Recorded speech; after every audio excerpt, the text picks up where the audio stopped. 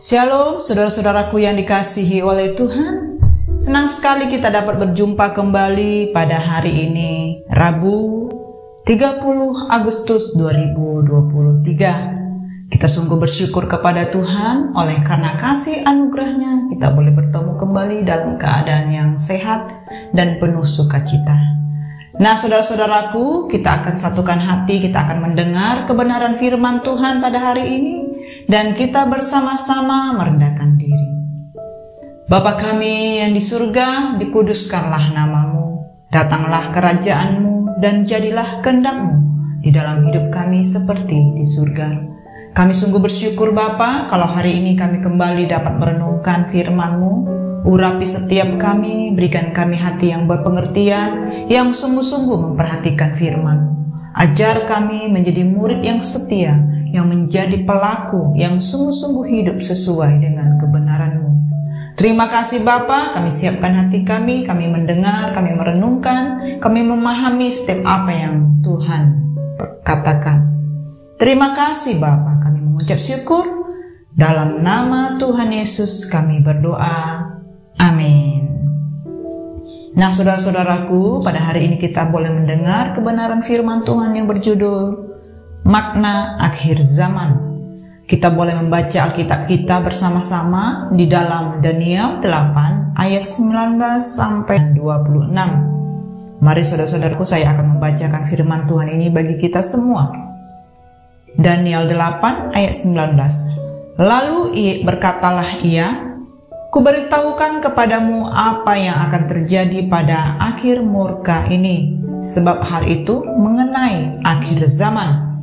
Domba jantan yang kau lihat itu, dengan kedua tanduknya ialah raja-raja orang Media dan Persia, dan kambing jantan yang berbulu kesat itu ialah raja negeri Yunani, dan tanduk besar yang di antara kedua matanya itu ialah raja yang pertama. Dan bahwa tanduk itu patah dan pada tempatnya itu muncul 4 buah. Berarti 4 kerajaan akan muncul dari bangsa itu, tetapi tidak sekuat yang terdahulu. Dan pada akhir kerajaan mereka, apabila orang-orang fasik telah penuh kejahatannya, maka akan muncul seorang raja dengan muka yang garang dan yang pandai menipu. Kekuatannya akan menjadi hebat, tetapi tidak sekuat yang terdahulu, dan ia akan mendatangkan kebinasaan yang mengerikan, dan apa yang dilakukannya akan berhasil. Orang-orang berkuasa akan dibinasakannya, dan juga umat orang kudus. Dan oleh karena akalnya, penipuan yang dilakukannya akan berhasil. Ia akan membesarkan dirinya dalam hatinya, dan dengan tak disangka-sangka banyak orang akan dibinasakannya. Juga ia akan bangkit melawan raja segala raja, tetapi tanpa perbuatan tangan manusia ia akan dihancurkan.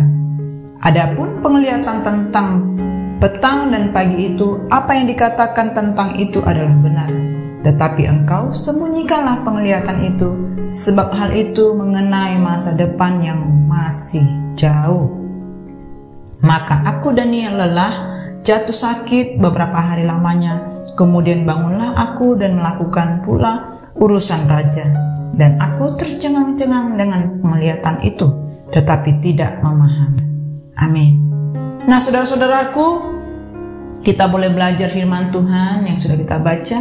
Bagaimana penjelasan daripada malaikat Gabriel tentang penglihatan yang membuat Daniel sungguh sangat terkejut.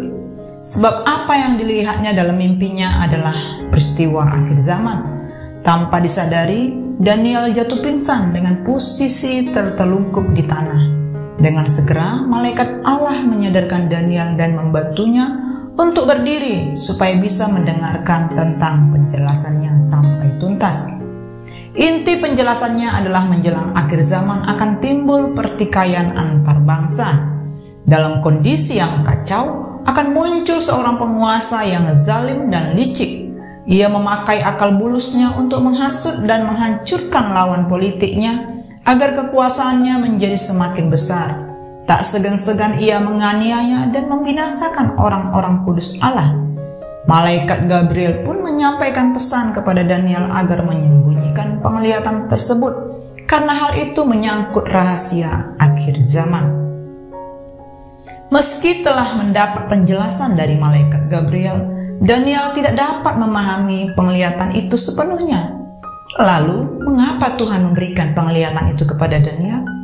Karena Daniel harus mencatatnya sebagai nubuat bagi generasi berikutnya. Melalui nubuatan ini, orang-orang beriman dapat melihat bagaimana si jahat terus berusaha menghancurkan hidup orang beriman. Namun mereka tetap di dalam kendali Allah. Karena orang beriman berada di dalam kehendak Allah, maka kemenangan akan berpihak kepadanya, dan akhirnya Tuhan yang akan menghancurkan musuh-musuhnya. Nah saudaraku, merahasiakan sebuah penglihatan bukan hal yang mudah. Sebab menyimpan rahasia yang besar seperti itu menjadi beban yang menguras tenaga dan melelahkan hati, pikiran, dan jiwa. Dan tidak heran kalau kondisi fisik Daniel lemah dan ia jatuh sakit selama beberapa hari lamanya. Saudara-saudaraku, mencari makna ataupun sebuah peristiwa dalam keadaan terkadang sangat melelahkan. Saat mengalami kondisi seperti itu, kita membutuhkan dukungan dari orang lain dan kekuatan dari Allah. Oleh karena itu saudara-saudaraku, carilah Tuhan, maka Tuhan akan menghadirkan bagi kita seorang malaikat penolong untuk mendampingi, menopang, dan meneguhkan kita. Dan akhirnya saudara-saudaraku, melalui firman Tuhan ini kita dapat belajar bahwa Tuhan adalah pemegang sejarah dalam kehidupan kita. Sehebat apapun kekuasaan yang dibangun manusia tidak akan pernah abadi dibandingkan kekuasaan Tuhan. Orang-orang yang memanfaatkan kekuasaan dengan segala keangkuhan, kesombongan, akhirnya akan berlalu dengan sia-sia. Dan tidak ada di bawah kolong langit ini yang abadi selain Tuhan dan kasih setianya. Saudara-saudaraku, Alkitab adalah jawaban bagi kita yang mencari makna kekal dan masa depan dalam hidup kita.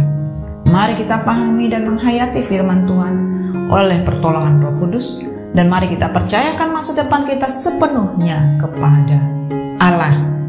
Amin. Nah saudara-saudaraku, mari kita satukan hati dan kita berdoa. Bapa kami yang sungguh baik, kami bersyukur buat firman-Mu yang sudah kami dengar. Ajar kami menjadi pelaku firman-Mu, urapi kami.